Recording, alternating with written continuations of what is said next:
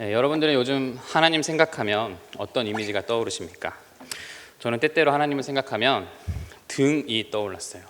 그러니까 그분의 뒷모습이죠. 조금 더 정확하게 말하면 등을 돌리고 있는 모습이 떠올랐습니다. 그런 모습이 저에게는 이따금씩 떠올랐는데요. 돌아앉으셔서 나를 보시지 않는 느낌. 이런 거를 느낄 때는 보통 이럴 때였습니다. 주로 제가 잘못했을 때 혹은 심한 죄책감이 있을 때, 그럴 때 하나님 앞에 나와 기도를 하죠. 그런데 하나님은 저의 죄 때문인지 몰라도 저에게 늘 등을 돌리고 계셨어요.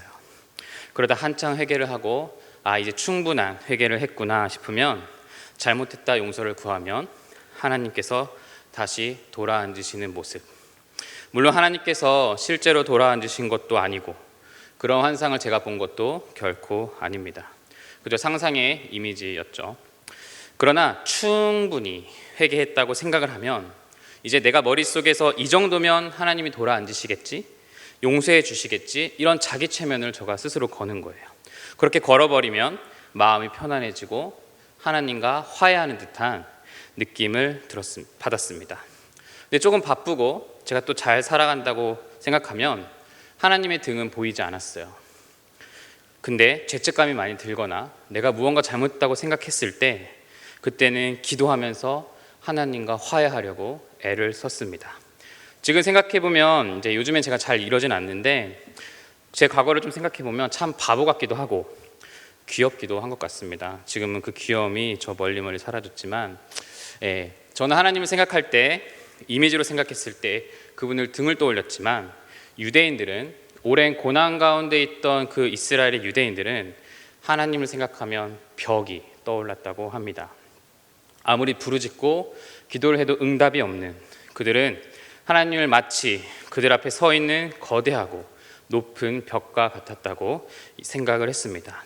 그래서 지금도 예루살렘에는 통곡의 벽이 있어서 많은 경건한 유대인들은 그 억울하고 힘든 사정, 벽 앞에 서서 통곡을 하며 하나님께 지금도 역시 기도를 하고 있죠.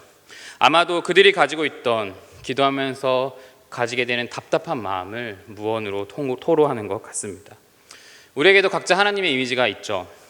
주어진 상황이나 입장에 따라서 그 이미지가 아마 다를 겁니다. 어떤 분들은 자비롭게 품어주시고 위로해 주시는 따뜻한 아버지나 어머니와 같은 이미지를 가진 분도 계실 거고, 아니면 강한 손으로 나를 붙들어 주시는 강한 하나님이란 이미지가 있을 수도 있고, 또 불의한 모습에 참지 못해서 불의를 심판하시는 하나님의 모습일 수도 있습니다. 또 어떤 사람에게는 그분이 상당히 희미해서 안개같이 생각되어질 수도 있고, 어떤 이미지도, 아무런 이미지도 떠오르지 않는 분들도 당연히 있을 겁니다. 우리들은 살아가면서 어떤 상황에 놓이는가에 따라, 아니면 영적으로 내 상태가 어떤가에 따라서 연상하는 하나님의 모습이 달라질 수 있죠. 저도 하나님을 등만 보이는 하나님으로 생각하지는 않습니다. 때때로 사랑의 하나님은 나에게 엄청난 위로를 주실 때도 있고, 아니면 가끔씩, 또 자주 두려운 하나님이 될 때도 있습니다. 여러분들이 하나님에 대해서 어떤 이미지를 갖고 있는지 한번 짧게나마 생각을 해보시기 바랍니다. 제가 참 좋아하는 다윗도, 제 영어 이름이 데이빗인데요. 안 궁금하시죠? 아무튼 이 다윗은 극심한 고난 가운데 있으면서 살면서 가장 힘들었다고 생각되는 그때에 떠올렸던 하나님의 모습은 목자였습니다. 그러니까 자기가 목자였던 것을 생각했던 거죠. 자기가 목자였으니까 실제로. 여러분, 양이 사는 세계가 그 푸른 풀밭에서 평화롭게 풀을 뜯어 먹는 양의 모습이 되게 평화로워 보이지만, 사실 양들은 엄청 치열하게 살아간다고 합니다. 자기들끼리 싸워서 서로 머리를 크러쉬해서 머리가 깨지거나, 아니면 머릿속에 이 진드기가 드글드글 있어서 가려워서 아픈 거예요. 그래서 가려운 걸 어떻게 할 수가 없어서 나무나 돌에 들이받고 피투성이가 된다고도 합니다. 또 양들은 눈이 어두운 걸로 유명하죠. 시력이 정말 좋지 않아서 풀밭을 찾아 어둡고 험한 골짜기, 산을 지나갈 때에도 앞에 있는 목자만 졸졸졸 따라다니는, 바보같이 갈 바를 알지 못한 채 그냥 위험해도 목자만을 따라가는 그런 게 또 양의 특징입니다. 목자를 믿기 때문에 가겠죠. 근데 그런 상황에서도 발을 헛디뎌 웅덩이에 빠지고 낭떠러지에 떨어져서 길을 잃고 목자를 기다리면서 힘없이 부르짖는 양들, 그 양들을 앞에서 인도하시는 하나님, 목자의 모습. 다윗은 그 모습을 이미지화했습니다. 그러니까 비록 현재 자기의 모습은 초라하고 연약해서 길을 잃어버린 양과 같지만 다윗의 길을 계획하시고 그 걸음을 인도하신 하나님이 목자같이 나를 끝까지 지켜주시고 보호하실 것임을 생각하면서 위로를 받은 것이죠. 이 어려운 상황에서 아들에게도 쫓기는 그 극악한 상황에서 바울이 했던 그 유명한 고백이 바로 시편 23편입니다. 여호와는 나의 목자시니 내가 부족함이 없으리로다. 여러분, 이 시는요, 모든 것이 평화스럽고 삶이 아주 안정되어서 자신의 안정된 심리 상태를 묘사하는 시가 절대 아닙니다. 그런 시가 아니라 자신의 아들로부터 목숨을 걸고 도망해야 하는 시기에 하나님께서 제발 내 삶에 간섭해 주시길 바라고 그 하나님의 따뜻한 손길을 그리워하고 도우심을 간절히 구하면서 그가 하나님을 기억하고 상상했던 것이 바로 이 이미지였던 거죠. 인생을 치열하게, 저희 장모님 같은 경우도 암울투병하면서 그 극심한 고통에서 고백했던 시가 바로 이 시편 23편인데 이 시는 그런 시입니다. 결코 평안한 상태에서 나온 시가 아니라는 것을 여러분들이 기억해 주시고 설교를 들어주시길 바랍니다. 사랑하는 여러분, 이런 생각할 수 있습니다. 우린 살아가면서 너무 힘들고 두려운데 하나님은 도대체 어디 계실까? 이 코로나 상황에서 하나님은 도대체 어디 계실까? 이렇게 많은 사람들이 힘들어하는데 하나님은 도대체 어디 계실까?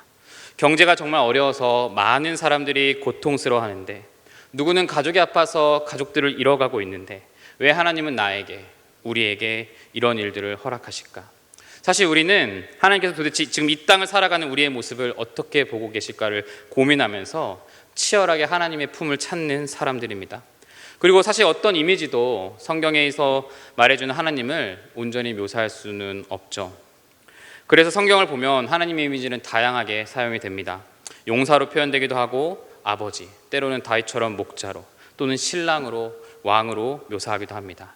그렇다면 오늘 바울은 어떤 이미지로 하나님을 연상했을까요? 오늘 본문에 소개된 예수 그리스도 어느 한 이미지, 그 모습은 저에게 큰 위로가 되었습니다.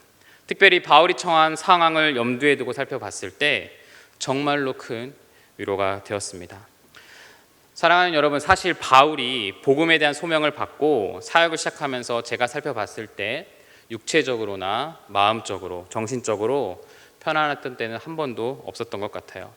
특별히 그가 전도 여행을 하면서 곳곳을 다니는 곳마다 교회를 세웠을 때 낯선 곳에 대한 두려움이 분명히 있었을 거고, 전도하면서 핍박과 반대도 분명히 있었을 겁니다. 특히 이 전도하는 일은요, 복음을 전하는 일은 결과를 우리가 예측할 수 없기 때문에 늘 피곤하고 두렵습니다. 지금 우리가 소중한 사람 전도 축제를 하지만 작정하는 것조차 쉽지 않잖아요. 꼭 작정 많이 해주시길 바라고요, 청년부 친구들. 아무튼 우리가 한 사람 전도하는 것도 정말 쉽지 않습니다. 바울도 역시 복음을 전하면서 그의 생애가 당시 전도 환경으로는 쉽지 않았을 거고 고난의 연속이었겠지만 그래도 그 가운데 유난히 힘든 때도 있었고 평안했던 때도 있었을 거라 저는 생각을 합니다. 제가 생각할 때 그래도 바울이 비교적 쉬었다고 생각했을 때가 언제일까 생각해 보니 아마도 3차 전도 여행을 했던 에베소에서의 3년이라는 사역 기간이 아니었나 생각해 봐요. 그에게 가장 편안한 시간이 이때가 아니었을까. 왜냐하면 그 도시의 복음의 문이 활짝 열립니다. 많은 사람들이 바울이 에베소에 세운 두란노 서원을 찾아와서 하나님 말씀을 들으면서 반응했고, 심지어 복음을 듣고 사람들이 변해갔고, 그리고 교회 또한 많이 안정되어 가고 있었죠. 그래서 곳곳에 더 많은 교회를 세울 수 있었습니다. 그래서 사람들 삶에서 변화가 일어나고 하나님의 능력이 강하게 나타났죠. 바울은 3년 동안 에베소에서 목회를 하면서 많은 열매들을 보면서 살고 있었습니다. 특히 바울은요, 건강이 안 좋았던 걸로 유명하잖아요. 건강이 안 좋았기 때문에 이제 에베소에서 쉬어도 좋겠다 할 정도로 그곳은 정말 평화로웠어요. 그런데 여러분, 모든 게 편안하다 싶었는데 바울에게 아주 마음이 무겁고 어려운 일이, 또 하나의 짐이 되는 일이 생겼습니다. 바로 고린도 교회가 2차 전도 여행 때 세웠던 고린도 교회가 힘들다는, 많이 어렵다는 소식이었어요. 우리도 내가 다니고 있는 교회 혹은 다녔던 교회가 시끄럽다거나 아프다고 한다면 사실 우리 마음이 편치는 않습니다. 특히 대학생활, 직장생활을 위해 서울로 올라온 우리 청년들 보면 어린 시절 다녔던 교회가 아프다, 문제가 있다 이러면 편치 않겠죠. 이것이 일반적인 사람들의 모습이에요. 근데 여러분, 바울은 더했어요. 바울은 교회를 개척한 사람이었습니다. 그리고 1년 반 동안 거기서 목회도 했어요. 고린도 교회에서. 그 교회에 근데 분쟁이 생겼고 교회가 어렵다는 이야기를 들으니까 너무나도 마음이 아팠던 거예요. 그래서 편지를 씁니다. 그 편지가 바로 에베소에서 썼던 고린도 전서라는 편지입니다. 근데 편지를 보내도 여러분 마음이 편하지 않아요. 그래서 힘들게 시간을 내어 고린도 교회도 방문을 했거든요. 당시에 에베소에서 고린도를 가는 것은 쉬운 길이 아니었음에도 불구하고 지금으로 따지면 부산에서 후쿠오카까지 그냥 배 타고 간 거예요. 바닷길이었기 때문에. 그러니까 바닷길이라 쉽지 않았을 텐데 그는 가요. 왜? 교회를 사랑하니까. 그러나 그렇게 했음에도 불구하고 교회가 너무 걱정되어서 교회를 방문하기도 하고 편지를 써보았지만 교회는 문제가 해결되지 않았어요. 여러분, 근데 눈 위에 서리가 쌓인다. 사자성어로 설상가상이라는 말이 있습니다. 어려운 일은 마치 기다리기라도 했듯이 한꺼번에 몰려온다는 거죠. 여러분들도 설상가상 경험을 많이 했을 겁니다. 조금 힘든 일이 생겼다 싶으면 다른 힘든 일들이 또 생겨요. 바울에게 지금 이게 참 잘 적용되는데, 바울이 지금 고린도 교회 때문에 머리도 아프고 마음도 아프고 참 힘들었던 그때에 별일 없이 평화로워 보였던 이 에베소에서 갑자기 폭동이 일어납니다. 이 장면이 사도행전 19장에 기록되어 있죠. 폭도들에 의해서 교인들이 붙잡혀가고 교회는 아주 고통스러워합니다. 교인들은 불안에 떨어요. 바울도 당연히 에베소에 있을 형편이 못 됐습니다. 그래서 원래 가기로 했던 마게도냐라는 지역을 일정을 앞당겨서 급하게 떠납니다. 에베소에서 폭동이 일어나서 교인들이 잡혀가고 교회를 핍박하였기 때문에 바울은 어쩔 수 없이 그곳을 떠나야만 했습니다. 고린도 교회는 내부의 분쟁, 에베소 교회는 외부의 핍박으로 인해 바울과 일행들은 또다시 긴 여정을 떠나야 했다는 거죠. 바울의 마음은 그 당시에 앞에 있는 고린도 교회, 뒤에 있는 에베소 교회의 어려움과 환난 때문에 마음이 매우 무거웠을 거라고 저는 생각합니다.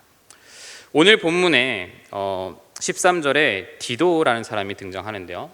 바울에게는 매우 사랑받는 제자였어요. 성경에서 디도서를 쓴 사람이 바로 이 인물이죠.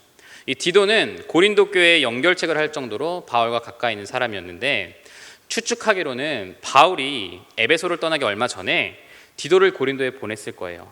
거의 확실합니다. 왜냐하면 바울이 고린도 교회에 보낸 편지는요, 여러분 총 4가지입니다. 지금은 우리가 2가지만 갖고 있지만 총 4가지의 편지를 보내는데요. 고린도전서 5장 9절에 따르면 그 편지에 앞서 하나의 편지가 있었음을 우리는 알 수 있습니다. 그리고 고린도 전서와 이 후서 사이에도 편지가 하나 있었어요. 디도의 손에는 아마 우리가 지금 갖고 있지 않은 이 3번째 편지가 있었던 것 같아요. 그 편지에는 어떤 내용이 있었냐면 신랄하게 고린도 교회를 비판하는, 너희들 정말 잘못됐고 니네들 진짜 이렇게 생활하면 안 될 것 같다는 그런 내용들이 적나라하게 담겨져 있었다고 생각합니다. 요즘은 이제 연락하는 게 참 쉽지만 당시에는 여행하는 사람들이 어떻게 연락했는지 사실 좀 잘 이해가 안 돼요. 뭐 그때 살아보지 않았으니까. 천국 가서 한번 물어보고 싶은데, 아무튼 바울이 에베소에서 마게도냐로 가려면 배를 타야 되잖아요. 근데 그 배를 타는 곳이 이 드로아라는 곳이었어요. 오늘 본문에 나온 도시. 그래서 배를 타기 직전에 디도를 드로아에서 만나기로 약속했던 것 같습니다. 오늘 본문 12, 13절을 보면 그 장면이 나오는데, 바울이 먼저 이제 드로아에 도착해요. 근데 바울이 도착한 그때에 신기하게 드로아에서 복음의 문이 활짝 열려요. 자, 이 문장을 우리 한번 생각해 볼게요. 만약에 바울이 복음의 문이 열린 이곳에서 복음을 전했다면 많은 사람들이 바울이 전하는 복음에 반응했고 그곳에 교회가 세워졌고 교회가 부흥했다면 지금 이 힘든 바울을 위로하는 하나님의 위로라고 할 수 있을까요? 아니면 바울이 지금까지 수고한 열정에 대한 보답이라고 할 수 있을까? 지금 바울은 어려운 가운데 있잖아요. 힘든 가운데 있는데 참 복잡한 심경에 있는데 그가 워낙 탁월하고 유능한 전도자였기 때문에 그렇게 복잡한 마음임에도 불구하고 드로아에 가서 복음을 전하기 시작하니 복음의 역사가 나타나고 주님께 돌아올 수 있었을까요? 만약 드로아에서 복음을 전했다면? 저는 바울이 에베소와 고린도 교회에서 너무나도 힘들었기 때문에 그 많은 시련과 고난을 당하면서 그것들을 이제 감당할 수 없게 되었기에 바울이 너무 지쳤기 때문에 하나님이 바울을 위로하기 위해서 드로아에서 만약 복음을 전했다면 바울이 더 건강해질 수 있었을까 질문을 해봅니다. 저는 그럴 수 있겠다고 생각은 합니다. 그런데 여러분 삶의 목적이 복음 전도였고 전도를 위해 일생을 바친 사람이고 교회에 연연하는 게 아니라 복음만 전파하면 된다고 생각했던, 그렇게 열심히 사역했던 바울인데도 그는 드로아에서 복음이 열렸다고 했는데 복음을 전할 수가 없었습니다. 위로는커녕 다시 실망감을 갖게 되는 거죠. 그가 그렇게 잘 전했던 복음을, 그가 그렇게 사랑했던 복음을 전파를 할 수 없게 되었다는 의미입니다. 전념할 수가 없었어요. 왜? 두고 온 교회가 너무 걱정되었기 때문이에요. 아무리 복음의 문이 열려 있었다 해도 에베소 교회와 고린도 교회는 사람이 하는 게 아니라 하나님께서 친히 인도하시고 하나님께서 친히 만들어 가신다는, 그러니까 걱정할 필요 없다는 믿음과 확신이 있었다 하더라도 에베소 교회와 고린도 교회가 모두 어렵다고 하니, 그가 사랑했던 교회에 문제가 생겼다고 하니 그는 마음이 쓰이고 아파서 아무것도 손에 잡히지 않았던 거죠. 당연하죠. 내가 사랑하는 공동체가 아프면 다른 일 하기도 힘들고 그렇겠죠. 드로아의 복음이 열렸지만 바울은 아무것도 할 수 없었습니다. 그는 그저 교회가 힘들고 아픈 것이 안타깝고 답답했습니다. 더구나 자기가 세운 교회였고 옛날 교인들과의 관계는 지금처럼 피상적인 관계가 아니라 정말 깊었을 텐데, 그래서 더 힘들었을 거라 생각합니다. 그는 드로아에서 복음의 문이 열렸지만 오래 머물 수 없었기 때문에 아쉽지만 조급한 마음으로 마게도냐로 건너갑니다. 앞선 본문을 보면요, 여러분, 바울은 디도에게 너무나도 비판적이고 신랄한 편지를 전해주었던 것 같아요. 그 편지를 받아본 고린도 교인들의 반응이 바울은 되게 궁금했어요. 이 편지를 보고 더 힘들어하면 어떡하지? 세 번째 편지죠. 이 편지를 보고 더 어려워지면 어떡하지? 그 편지를 보내고도 후회가 되고 걱정이 되기도 하고 아무것도 손에 잡히지 않아서 에베소 교회는 힘들다 하고 고린도 교회도 힘들다고 하는 상황에서 그래도 디도를 조금 빨리 만나려고 마게도냐로 빨리 간 거예요. 그 편지에 대한 세 번째 편지에 대한 고린도 교인들의 반응이 너무 궁금했기 때문입니다. 근데 그가 마게도냐로 갔을 때 여러분 또 설상가상이에요. 그가 어떤 구체적 어려움을 당했는지 모르지만 몇몇 학자들이 이야기하는 것처럼 마게도냐로 갔을 때 바울은 몸이 많이 아팠던 것 같습니다. 몸에 갑자기 병이 들었는지 혹은 평소에 그를 괴롭히던 지병이 도졌는지 모르겠지만 그는 너무 많이 괴롭고 힘들었다고 이야기합니다. 그게 고린도후서 7장 5절에 나와 있는데요. 제가 읽겠습니다. 우리가 마게도냐에 이르렀을 때에도 우리 육체가 편하지 못하였고 사방으로 환난을 당하여 밖으로는 다툼이요 안으로는 두려움이었노라. 그를 힘들게 만들었던 것은 바로 육체의 연약함이었습니다. 그는 아팠어요. 그것도 많이 아팠습니다.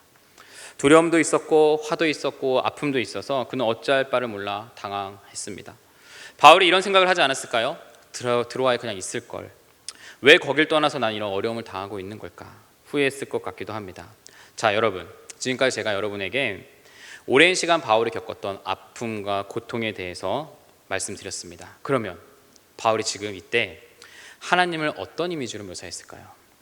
저처럼 등을 돌리신 모습을 생각했을까요? 아니면 바울을 불쌍히 여기는 모습? 내가 드로아의 복음의 문을 열어줬는데 감히 거길 떠나? 그러면서 화내시는 모습? 이때 바울은 그리스도에 대해서 이미지 메이킹을 하는데요. 우리 들어가셔도 돼요. 아직 멀었어요. 들어가세요.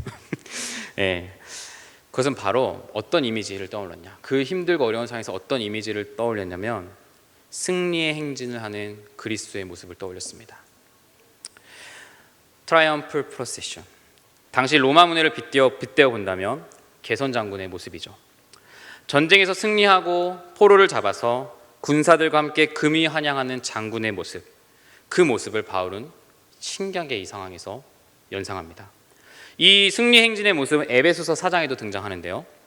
예수 그리스도께서 교회를 세우시고 일꾼을 세우시고 왕으로서 일꾼들에게 은사를 나눠주시고 이 땅에 복음을 전하는 사역으로 사람들을 보낼 때, 그때를 연상하면서 바울은 이 트라이엄플 프로세션이라는 단어를 사용합니다. 승리의 행진의 이야기를 한 적이 있는 거죠. 즉 개선하는 행진, 개선 장군의 모습, 승리한 장군의 모습입니다. 한글 성경은 이것을 어떻게 표현했냐면 14절에 항상 우리를 이기게 하시는으로 표현했습니다. 즉 항상 이기게 하신다는 원래 의미는 triumphal procession, 승리의 행진의 의미를 갖고 있어요. 영어 성경은 다 그렇게 되어 있죠. 자, 그럼 여기서 개선 장군은 누구일까요? 승리한 장군은 당연히 그리스도겠죠. 그럼 이 상황에서 바울은 누구일까? 그리스도를 따르는 그리스도인들은 누구일까? 여기에는 두 가지 해석이 있습니다. 함께 승리하고 행진하는 군사 혹은 행진에 끌려오는 포로, 이렇게 두 가지 해석이 있는데요. 제가 여러분에게 이제 순장들에게 제가 늘 강조하는 게 있어요. 성경을 정말 더 깊이 보고 싶다면 여러 성경 번역서를 보라고 저는 이야기합니다. 영어도 보고 한글도 보고 영어도 다양한 버전이 있으니 그 버전을 비교하면서 보라고 이야기를 합니다. 근데 영어로 다양한 버전을 제가 이거 읽어보니까 참 재밌어요. 어떤 영어 성경에서 이제 NIV 2011년 판인데 이 그리스도와 함께 행진하는 포로라고 여기를 번역을 해요. 그러니까 captive, 억류된이라는 단어를 사용합니다. 저도 보고 의아해서 이게 뭐지 하고 몇 가지 책을 찾아봤는데 이 번역은 이런 뜻을 가지고 있어요. 이 포로, 억류된다는 번역은 바울이 연상하고 있는 이 모습이 비록 고난도 있고 어려움도 있지만 그리스도께 사로잡힌 사람들은 그리스도께서 승리하셨다는 향기를 내고 있는 자들의 모습이다. 그러니까 당시 로마 군인들은 승리 행진을 할 때 향을 피웠습니다. 향을 피웠는데요. 승리 행진을 할 때 이 승리를 알리는 향을 피웠는데 승리자에게는 기쁜 향이었겠죠. 정말 매혹적인 향이었겠죠. 근데 패배한 포로들에게는 그것이 죽음의 향과도 같았다라는 거죠. 그래서 비록 고난당하고 있지만 이 NIV 2011년판은 고난당하고 있지만 그리스도께 포로된 자로서 복음을 위해 고난받고 있음을 감사하는 모습으로 이 NIV 2011년판은 번역을 합니다. 근데 저는 그럴 수 있다고 생각은 하는데요. 좀 지나친 해석이라고 생각해요. 저는 승리에 함께 참여하는 그리스도인이 훨씬 더 설득력 있다고 생각합니다. 바울은 지금 개선장군의 모습, 승리의 행진을 묘사하고 있습니다. 자신이 당하는 고난도, 심지어 두려움도 예수 그리스도께서 이기심을 드러내는 것, 이것이 하나님께 감사하다는 것을 이야기하는 거죠. 특히 제가 주목하고 싶은 것은 14절 앞에 생략된 단어예요. 우리 성경에는 표현되어 있지 않지만 영어에는 but, 그러나라는 접속사가 있습니다. 전 이 말에 지금 집중하고 싶은데요. 예를 들면 이런 겁니다. 너무 힘들어요. 어려워요. 내 인생 너무나도 좌절스럽습니다. 그러나 항상 이기게 하시는 그리스도께 감사하다. 비록 세상에서 내가 힘든 일이 너무 많고 되는 일이 없고 안으로는 두려움이 가득하지만 세상이 너무 강해 보이고 악해서 복음이 아무런 변화를 가져올 것 같지 않지만 이 세상에서 더 이상 믿음을 지키는 것이 어려워 보이지만 교회 가는 것이 사람들이 욕받을 일인 것처럼 보이지만 폭동에 휩싸인 에베소 교인들이 너무 미약하고 아무런 힘도 없어 보이지만 거기서 바울 자신도 아무것도 할 수도 없어 보이지만 그러나 그리스도인들은 죽음의 권세를 이기신 예수 그리스도를 통해 영원한 생명을 얻었고 생명의 증인이고 생명으로 살아가기 때문에 그리스도의 행진에 참여한 자로서 승리의 행군을 하는 자로서 하나님께 오히려 감사하다고 말하는 거예요. 정리하면 이 말은 우리가 고난받는 환난 그런 것이 있을지라도 우리의 소망이 어디 있는가를 보여주는 향기가 될 수 있다면 오히려 우리는 감사할 수 있다는 말입니다. 그런데 여러분, 제가 오늘 여러분에게 도전하고 싶은 거는 이런 바울의 모습이 위대해 보이냐는 거예요. 여러분, 바울이 위대해 보이십니까? 역시 바울은 다르네. 그렇게 힘든데, 그렇게 아픈데, 그렇게 환난과 고난 가운데 있으면서 항상 승리를 주시는 하나님께 감사하다고 말하니 나는 두렵지 않고 무섭지 않다고 아무 걱정 근심 없이 주님만 믿고 가면 돼 라고 고백하니까 여러분, 바울이 지금 위대해 보이십니까? 내 앞에서 나를 인도하시고 나를 승리하시는 하나님께서 나를 결국에 승리하게 하실 거야 라고 지금 바울이 여러분 말한다고 생각하십니까? 바울은 우리와 전혀 다른 차원의 신앙을 가지고 있었을까요? 그래서 어떤 어려움 속에서도 항상 이기게 하시는 그리스도를 바라보며 묵상할 수 있었다고 생각하십니까? 저는 아니라고 생각합니다. 이 본문에서 저는 바울의 치열함을 느낍니다. 바울이 승리의 장군으로 행진하는 그리스도의 모습을 연상하는 건 그가 정말로 세상을 이길 수 있는 담대함이 있었기 때문이 아니라 지금 바울이 직면한 고통은 너무 괴로운데 그 고난의 무게가 책임이 너무 두렵고 무거운데 그 두려움에 눌리지 않으려고 몸부림치고 있는 모습으로 보입니다. 극심한 고통과 어려움들이 사소하고 큰 것 모든 것이 나를 짓누르고 있지만 그럼에도 나는 지금 그리스도를 바라본다는 것은 그래서 내가 겪고 있는 고난이 아무렇지 않다고 하는 게 아니라 너무 힘들어서 내가 그래서 주를 붙들 수밖에 없다는 고백을 지금 바울은 한다는 것이죠. 여러분은 어떻게 들릴지 모르겠지만 저는 그렇게 들립니다. 여러분, 제가 몇몇 청년들을 만나요. 그리고 또 여러 사람들도 만납니다. 그러면 그 중에 너무 힘들고 아픈 일을 당한 분들이 계셔서 제가 듣는 것만 해도 너무 민망하고 미안하다는 생각이 들 만큼 어려운 분들이 정말 많더라고요. 그분들의 고백이 참 귀해요. 일례로 제가 아는 분이 계시는데요. 자녀가 둘이에요. 근데 아내 되시는 분이 30대 중반, 저랑 나이 차이가 별로 나지 않죠. 근데 아내 되시는 분이 암에 걸렸어요. 긴 시간 투병을 시작합니다. 제가 아는 그분의 장모님은 돌아가셨고 시어머니도 역시 안 계십니다.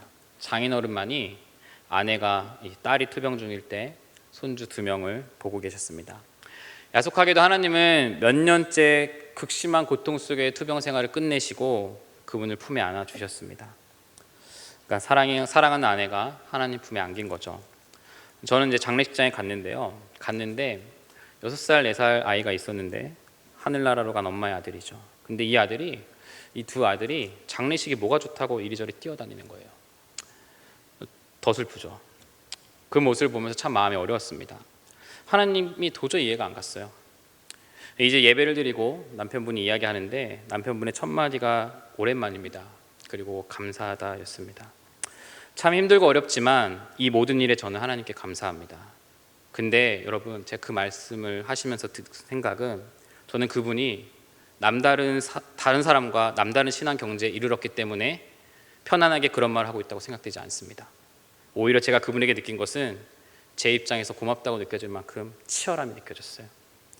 정말 어려울 텐데 앞으로 이 애들 어떻게 재울 거며 어떻게 키울 거며 이제 일도 하셔야 되는데 일하시면서 애들을 어떻게 보실까? 엄마도 없는데.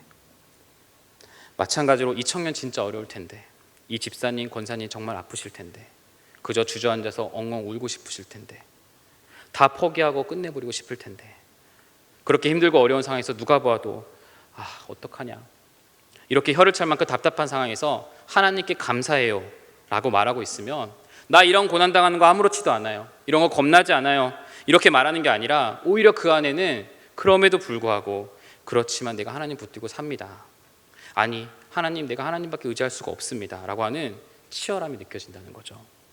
그래서 마음이 저는 아픕니다. 극심한 고통 중에 다윗은 이렇게 고백해요. 여호와는 나의 목자시니 내게 부족함이 없으리로다. 이 고백을 할 때도 저는 다윗에겐 치열한 영적 고뇌가 느껴집니다. 마찬가지로 바울도 안으로는 고린도 교회가 아팠고 밖으로는 에베소 교회가 아팠습니다. 그리고 내 몸도 아팠어요. 내 육체도 편하지 않은 이 힘든 상황에서 그가 기억하는 게 뭔가 승리하는 행진을 기억합니다.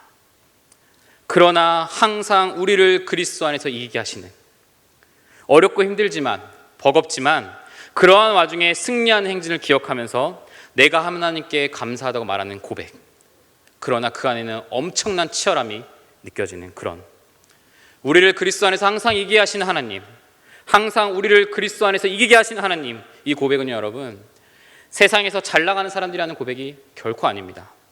모든 게 다 천하태평한 사람들이 하는 고백이 아닙니다. 고통 가운데 신음하고 그 고통을 이겼다고 해서 나오는 고백도 아닙니다. 오직 예수님께 사로잡혀서 하나님 나라를 소망하면서 예수님이 내가 주 되심을 고백하는 사람들만이 할 수 있는 고백입니다. 이 고백은요 여러분, 결코 에베소 교회가 잘 될 때 나오지 않았고 고린도 교회가 잘 될 때 나오지 않았고 바울이 건강할 때 나오지 않았습니다. 그는 모든 것이 잘 되고 평탄하고 성장하고 돈 많이 벌고 건강하고 그럴 때 항상 우리에게 승리를 주시는 그리스도라고 고백하지 않았습니다.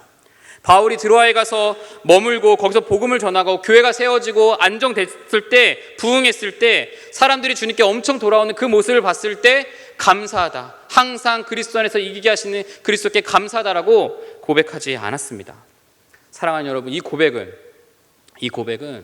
아무것도 보이지 않고 절박하고 답답한 상황에서 안에서는 다툼이 일어나고 밖에서는 폭동이 일어나고 그리고 나는 아픈 이 상황에서 이 땅에 우리의 소망이 오직 하나님께 있다는 것을, 내가 잘 되는 것이 아니라 하나님, 그분의 다스림이 있다는 것을 확인하고 붙들면서 한 처절한 고백이었던 거죠. 그래서 바울은 17절에 이와 같이 고백해요. 우리는 수많은 사람들처럼 하나님의 말씀을 혼잡하게 하지 아니하고 곧 순전함으로 하나님께 받은 것 같이 하나님 앞에서와 그리스도 안에서 말하노라. 여기에 혼잡하게 하다는 단어는요, 장사하는 사람들이 물건을 팔기 위해서 속이는 그런 행위를 말합니다. 바울이 마주한 고난은 그의 사역을 분명히 돌아보게 만들었을 거예요. 내가 지혜롭지 못했던 걸까? 내가 하나님께 혹시 잘못했던 걸까? 이런 고민을 했겠죠.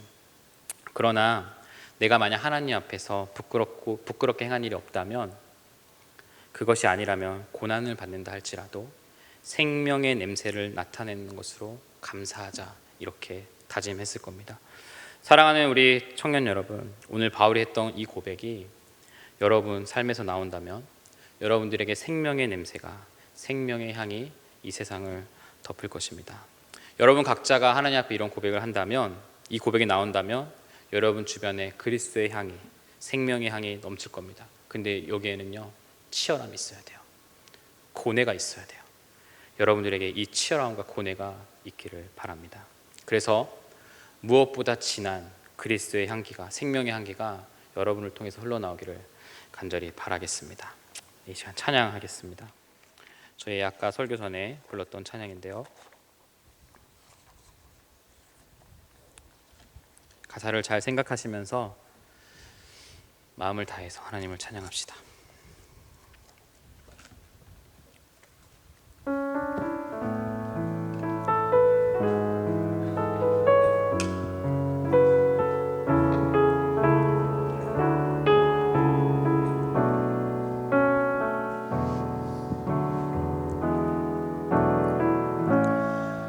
의지했던 모든 것 변해가고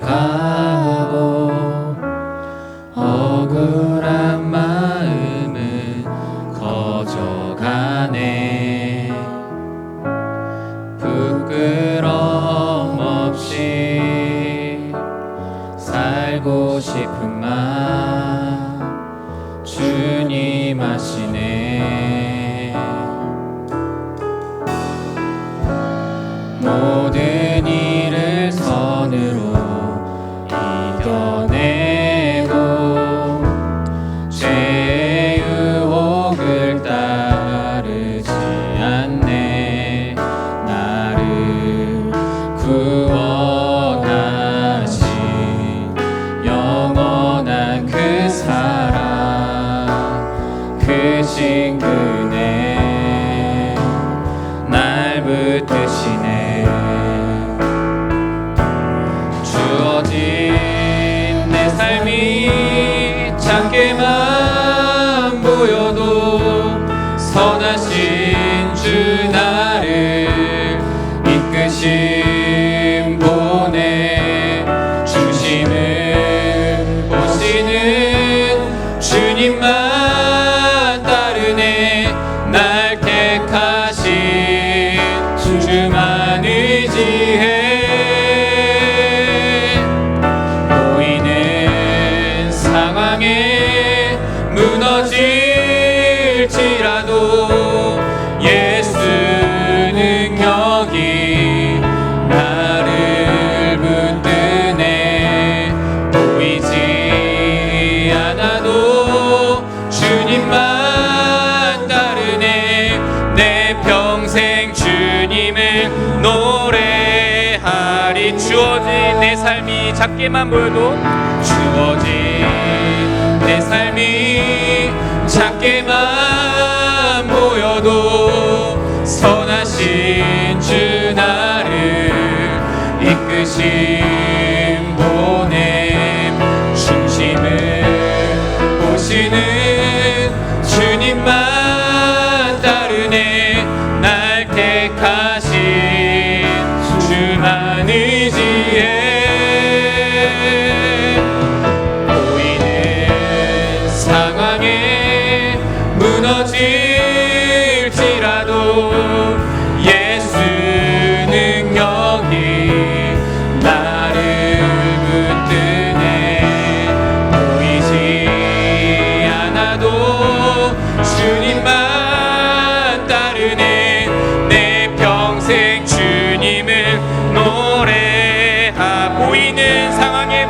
할지라도 보이는 상황에 무너질지라도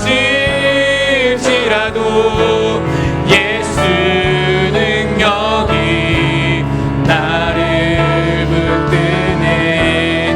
보이지 않아도 주님만 따르네.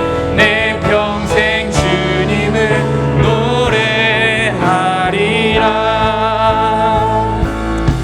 이 시간 우리 함께 기도하기 원합니다. 사랑하는 여러분, 오늘 바울이 한 치열한 고백을 한번 생각해 봅시다. 앞뒤가 꽉 막혔어요. 심지어 뭘 하려 했지만 몸도 아픕니다. 그는 너무 괴로웠을 겁니다. 근데 그때 그가 한 고백은 항상 우리를 그리스도 안에서 이기게 하시는 트라이엄플 프로세션, 승리의 행진하는 그리스도의 모습을 기억합니다. 여러분, 우리가 이 예수 그리스도의 모습을 기억해야 합니다. 근데 이 고백이 가볍지 않다는 것을 우리는 알아야 돼요. 치열한 영적 고뇌에서 나온 고백임을 우리 함께 공유했으면 좋겠습니다.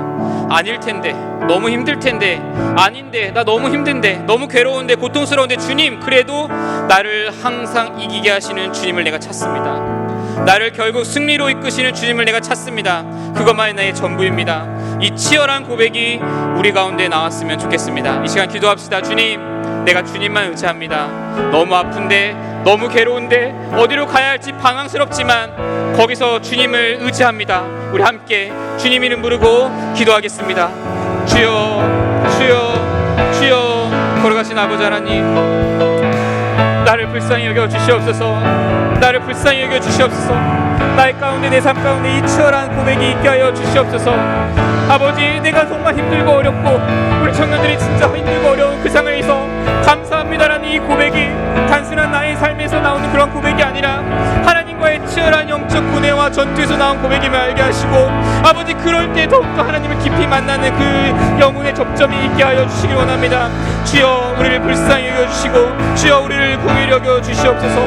아버지, 우리 청년부 한 사람 한 사람, 우리 성도 한 사람 한 사람을 주님 지켜주시고 그 가운데 놀라운 주님의 진실한 고백이, 존귀한 고백이, 영적 강력한 고백이 나오게 하여 주시기를 원합니다.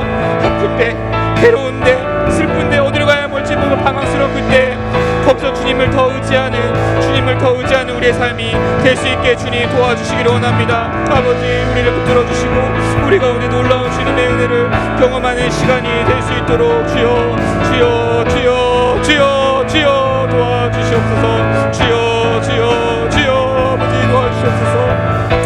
아버지, 감사합니다. 아버지, 아버지, 아버지, 아버지, 아버지, 아버지,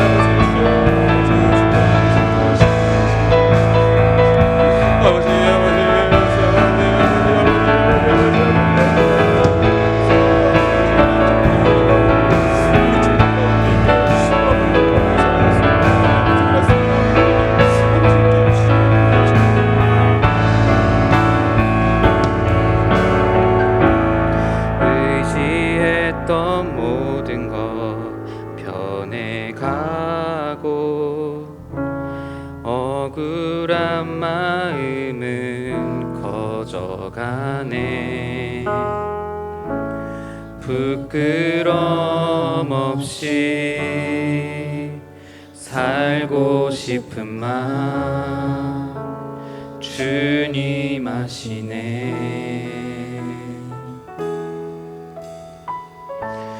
모든 일을 선으로 이겨내고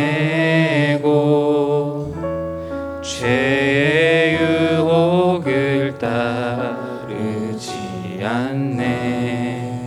나를 구원하신 영원한 그 사랑, 크신 그네 날 붙드시네. 우리 함께 고백합니다. 주어진 내 삶이 작게만 보여도 선하신 주 나를 이끄신 보내. 중심을 보시는 주님만 따르네. 날 택하신 주만 의지해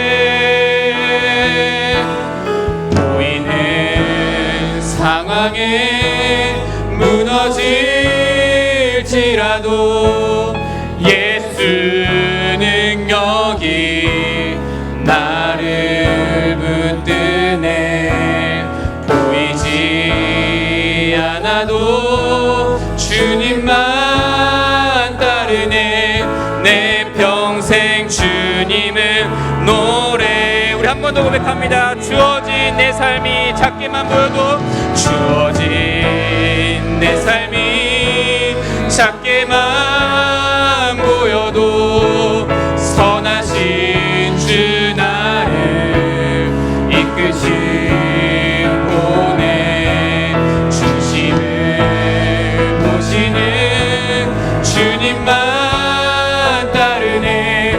날 택하신 주만 의지해. 보이는 상황에 무너질지라도 예수 능력이 나를 붙드네. 보이지 않아도 주님만 따르네. 내 평생 주님을 노래하리라. 오직 주만이, 오직 주님 안에 두려움 없네. 고난을 통해 날 만드심을 믿네. 주님만이 내 모든 것 대신에 주의 강한 손 날 붙드시네. 오직 주님 안에 소망이 있네. 내 삶을 통해 영광 받으신 주님, 주님만이 내 모든 것 대신에 주의 선하심 나 노래하네. 믿음과 삶 고백합니다. 믿음과 삶을 살아내는 실력이 너무나 다른 내 모습을 볼 때 이 모습도 주가 사랑하실까. 자신 없는 내 모습 그저 주님 앞에 있네. 나 같은 자도 사랑하여 주시고 한 번도 나를 떠나지 않으셨네. 아픔 속에 주를 작게 여긴 나 꾸짖지 않으시고 내 손 잡아주시네. 오직 주님 안에, 오직 주님 안에 두려움 없네. 고난을 통해 날 만드시는 믿네. 주님만이 내 모든 것 대신에 주의 강한 손 날 붙드시네. 오직 주님 안에 소망이 있네. 내 삶을 통해 영광 받으신 주님, 주님만이 내 모든 것 대신에 주의 선하신. 우리 마지막으로 한 번 더 고백합니다. 오직 주님 안에 두려움이 없습니다. 오직 주님 안에 두려움 없네. 고난을 통해 날 만드시는 믿네. 주님만이 내 모든 것 대신에 주의 강한 손 날 붙드시네. 오직 주님 안에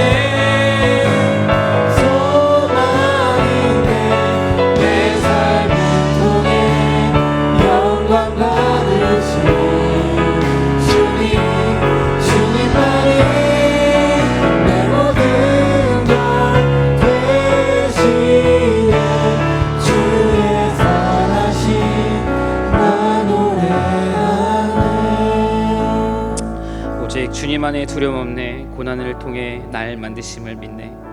주님만이 내 모든 것 대신에 주의 강한 손 날 붙드시네. 오직 주님만의 소망 있네. 내 삶을 통해 영광 받으실 주님. 주님만이 내 모든 것 대신에 주의 선하심 나 노래하네. 사랑하는 우리 청년 여러분, 이 고백이 우리 삶이 되길 바랍니다. 마음의 고백을 넘어 입술의 고백을 넘어 삶의 고백이 되기 원합니다. 우리의 믿음과 삶이 정말 일치하지 않을 때가 많습니다. 그걸 인정해야 되죠. 그러나 여러분, 일치하지 않는다 할지라도 그렇게만 살아갈 수 없습니다. 아무리 힘들지라도, 아무리 고통스러울지라도, 정말 내가 앞으로 어떻게 살아가야 할지 모른다 할지라도 우리에게는 항상 이기게 하시는, 그리스도 안에서 항상 이기게 하시는 승리의 행진하시는 주님이 계십니다. 이 고백조차 나오는 게 쉽지 않은 삶이지만, 머리로는 알겠지만 실제 인정이 안 되는 삶이지만, 그것이, 그 고뇌가, 그 치열함이 저는 여러분을 살릴 줄 믿습니다. 그 치열함과 고뇌로 주님의 선하심을 우리가 노래하게 될 것입니다. 이 시간 한 번 더 기도합시다. 주님, 내가 치열하게 고뇌합니다. 치열하게 살아갑니다. 그렇게 정말 날 그리스도 안에서 이기게 해주시는 주님을, 당신의 선하심을 그 치열한 끝에 노래하고 싶습니다. 이 고백을, 이 기도를 지금 우리 주님 앞에 간절히 드리겠습니다. 다시 한번 주님 이름 부르겠습니다. 주여, 주여, 주여. 나에게 이런 고백이 있는지, 이런 고뇌가 있는지 모르겠습니다. 주님, 하나님, 우리의 믿음과 삶이 정말 일치하지 않을 때가 많습니다. 아버지, 우리가 주님 너무나도 연약하고 부족해서 그런 삶에서 우리가 정말 하나님 앞에서 아버지 해가지 못하는 것들이 너무 많습니다. 주님, 우리를 불쌍히 여기시고 우리를 긍휼히 여겨주셔서 이 고백조차 나오는 것이 쉽지 않은 삶이지만, 내 삶이 잘못됐고 내 삶이 어렵고 내 삶이 하나님 안에서 온전히 회복된다는 이 고백조차 쉽지 않은 삶이지만, 그럼에도 불구하고 그 치열한 고백과 고뇌와 그 고뇌가 나오는 것을 통해서 하나님, 우리 청년들이 바울처럼 치열한 고뇌와 그 고민 속에서 나오는 주님의 그 고백을 기게 하시고, 그것을 항상 그리스도 안에서 우리를 이기게 하시는 주님을 진정으로 믿고 경험할 수 있는 우리 청년들이 되게 하여 주시옵소서. 연약한 우리의 모습이지만 주님, 우리를 붙들어 주시고, 연약한 우리의 삶이지만 주님, 우리 함께 하여 주셔서 내 삶이 오직 주님만, 주님만, 주님만 높이는 삶이 될 수 있도록 아버지 인도하여 주시기 원합니다. 주여,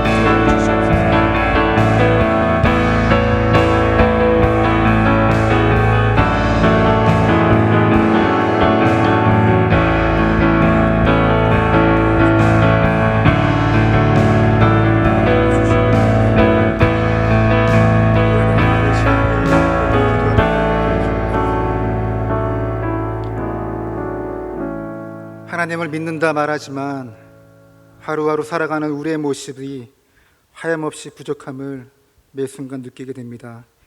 성숙한 그리스도인으로 살아가지 못하기에 끝없이 쏟아지는 날카로운 정죄함은 우리를 매일 낙심하게 만듭니다.